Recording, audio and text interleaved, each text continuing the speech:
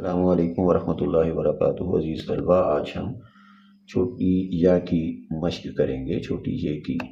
تو اس کو آپ نے اچھی طرح سے سمجھ لینا ہے کہ اس کو کیسے موو کرنا ہے۔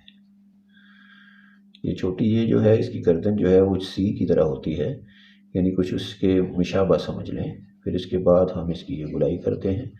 تو یہ گلائی بنیادی طور پہ یہ سین کی طرح ہوتی ہے، یعنی گلائیاں تقریباً ایک جیسی ہوتی ہیں، گلائیوں میں کوئی خاص فرق نہیں ہوتا۔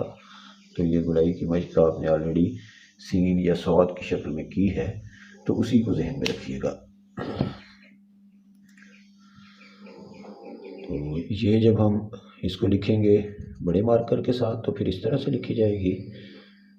اس کو بھی ذہن میں رکھیے، شیپ کو سمجھیے، بڑی مارکر سے مشق کیجیے تاکہ آپ کو جو ہے وہ ہیڈنگز دینے میں آسانی رہے۔ یا ویسے کیلیگرافی سیکھنے کا شوق ہو تو پھر اس کے لیے اس مارکر سے اپنا شوق پورا کیا جا سکتا ہے۔ ہیڈنگز جب ہم لکھتے ہیں اس مارکر کے ساتھ تو ہمیں یہ جو ہے اس طرح کی لکھنی پڑتی ہے، یعنی جو شیپ کٹ مارکر کے ساتھ ہے، بڑی کے ساتھ، وہی چھوٹی کے ساتھ ہے۔ بس ذرا تھوڑا سا طلبہ کی رہنمائی کے لیے چھوٹی مارکر استعمال کی جا رہی ہے۔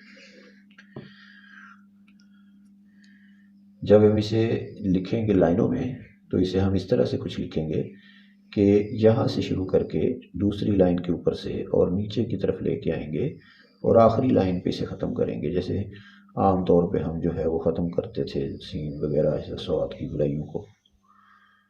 تو یہ اس طرح سے بنے گی یہ کی گلائی، یعنی یہاں سے جب ہم شروع کرتے ہیں تو یہ چیز بنتی ہے۔ یہ ساری موومنٹ کے بعد آپ یہ دیکھیں، یہ موومنٹ اور اس کے بعد یہ والی موومنٹ،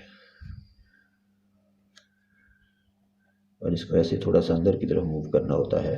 مثلا اگر ہم یہاں لائن سیدھی لگائیں تو اس سے اندازہ ہو جائے گا کہ اس کی موومنٹ کتنی جو ہے وہ اندر کی طرف ہے۔